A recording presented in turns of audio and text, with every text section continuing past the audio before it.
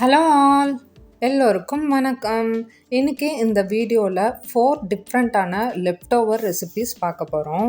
ஒரு 2-3 பேர்னா கூட கரெக்டாக செஞ்சு சமாளிச்சிடலாம். 4 பேருக்கு மேலே இருக்க ஃபேமிலியாக இருந்தால் கண்டிப்பாக லெஃப்ட் ஓவர்லாம் வரதான் செய்யும். ரைஸாக இருக்கட்டும், சப்பாத்தியாக இருக்கட்டும், இட்லியாக இருக்கட்டும், இந்த மாதிரிலாம். சாதம், இட்லி, சப்பாத்தி இது எதுவாக இருந்தாலுமே சூடாக சாப்பிடும்போது மட்டும்தான் டேஸ்ட்டாக இருக்கும், இறங்கவும் செய்யும். ஆறிப்போனால் சுத்தமாக நம்ம எல்லாருக்கும் இறங்கவே இறங்காது. அந்த மாதிரி டைமில் இதில் ஏதாவது ஒரு ரெசிபி செஞ்சு பாருங்கள். ஃபர்ஸ்ட்டாக நம்ம பார்க்க போகிற ரெசிபி லெஃப்ட் ஓவர் இட்லிஸ்லாம் வச்சு இட்லி உப்புமா தான்.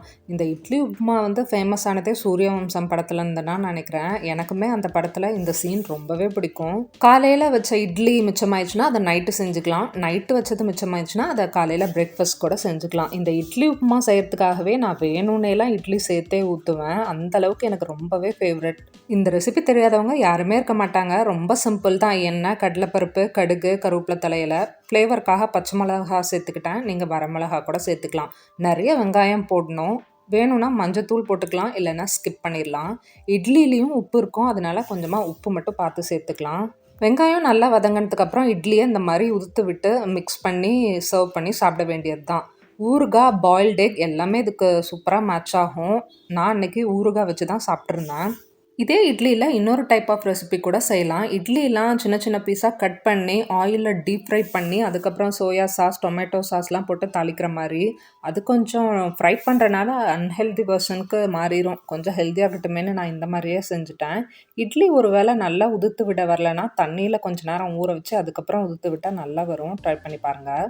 அடுத்ததான் நம்ம பார்க்க போகிற ரெசிபி வந்து மீந்து போன சாப்பாடை வச்சு சிம்பிளாக ஒரு தாளிப்பு சாதம் தான்.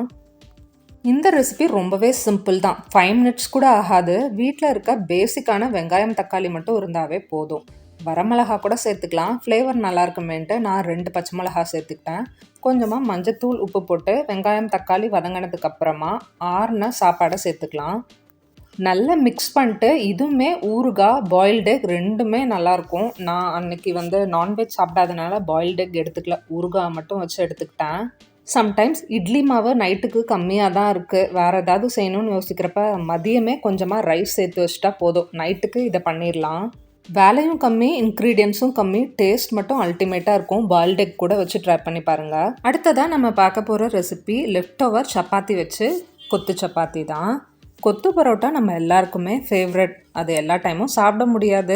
வீட்டில் இருக்க சப்பாத்தி மாவு வச்சு அதே டேஸ்ட்டில் பண்ணலாம். இதே போல் செஞ்சு பாருங்கள். கடையில் சாப்பிட்ற கொத்து பரோட்டாக்கும் இதுக்கும் எந்த டிஃப்ரென்ஸும் இருக்காது. டேஸ்ட் அல்டிமேட்டாக இருக்கும். சப்பாத்தி மீந்து போயிடுச்சுன்னா அதை வச்சு கூட செய்யலாம். என்கிட்ட மாவு மட்டும் இருந்தது, அதனால் ஃபஸ்ட்டு சப்பாத்திலாம் போட்டு எடுத்துக்கிட்டேன். இதுக்குமே இன்க்ரீடியன்ஸ் ரொம்ப கம்மி தான். வெங்காயம், தக்காளி, இஞ்சி பூண்டு பேஸ்ட், இந்த கறி மசால் பவுடர், மட்டன் மசாலாவோ சிக்கன் மசாலாவோ ரெண்டில் எது இருந்தாலுமே போதும். அதெல்லாம் போட்டு செஞ்சிடலாம். ஒரு பேனில் கொஞ்சமாக எண்ணெய், கடுகு, கருவேப்பிலை தலையில் கட் பண்ணி வச்சுருக்க வெங்காயம், ஒரு ஆஃப் தக்காளி மட்டும் எடுத்துக்கிட்டேன்.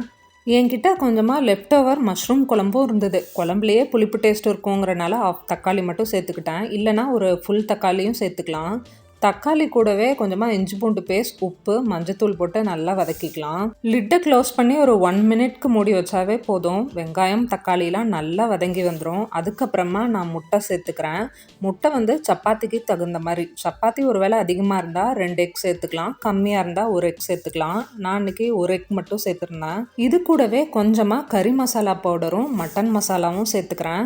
அப்போ தான் அந்த நான்வெஜ் டேஸ்ட்டுக்கு நம்ம கடையிலலாம் சாப்பிடுவோம்ல அந்த டேஸ்ட்டுக்கு சூப்பராக இருக்கும். ட்ரை பண்ணி பாருங்கள். முட்டையில் மசாலாலாம் நல்லா கொட்டானதுக்கப்புறம் சப்பாத்தி போட்டு வச்சதை இந்த மாதிரி குட்டி குட்டி பீஸாக பிச்சு போட்டுக்கலாம்.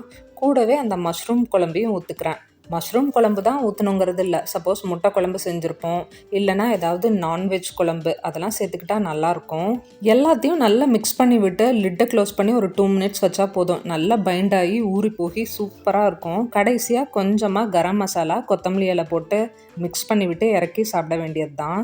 வீட்டில் தயிர் மட்டும் இருந்ததுன்னா ஆனியன்லாம் கட் பண்ணி போட்டு ஆனியன் ரைத்தா மாதிரி வச்சு சாப்பிட்டா செம்ம டேஸ்ட்டாக இருக்கும். அதுக்கு சப்போஸ் குழம்பு எதுவும் இல்லைன்னா ஒரு முழு தக்காளியாக போட்டு மசாலாஸ்லாம் போட்டு கொஞ்சமாக தண்ணி சேர்த்து கொஞ்ச நேரம் கொதிக்க விட்டால் கிரேவி கன்சிஸ்டன்சிக்கு கிடைக்கும். அதுக்கப்புறம் சப்பாத்திலாம் சேர்த்துக்கலாம். லாஸ்ட்டாக நம்ம பார்க்க போகிறது ரெசிபிலாம் கிடையாது. நம்ம எல்லாருக்குமே தெரிஞ்ச பழைய சாதமும் தயிரும் மிக்ஸ் பண்ணி சின்ன வெங்காயம் கூட கடிச்சிட்டு சாப்பிட்றது தான். இது அந்த காலத்துலேருந்து இப்போ வரைக்குமே எல்லாருக்குமே ஃபேவரட்டாக இருக்கிறது. ஒயிட் ரைஸ் மட்டும் தான் இந்த மாதிரி சாப்பிடணுங்கிறதுலாம் இல்லை. மில்லட்ஸ் அதுவும் களிலாம் செஞ்சால் அது கொஞ்சம் மீந்து போயிடும். அதை நல்லா கரைச்சி இந்த மாதிரி தயிர் கூட சின்ன வெங்காயம் கடிச்சிட்டு சாப்பிட்டா செம்ம டேஸ்ட்டாக இருக்கும். இதில் குட் பாக்டீரியாவும் நிறைய இருக்குது. அந்த காலத்துலலாம் காலையில் இதை சாப்பிட்டு போயிட்டு தான் வயலில் ஒரு ஃபுல் டே எனர்ஜியாக வேலை பார்ப்பாங்க. அந்தளவுக்கு எனர்ஜி கொடுக்கும். இந்த வீடியோ இதோட முடியுது. நெக்ஸ்ட் வீடியோவில் பார்க்கலாம். அது வரைக்கும் பாய்.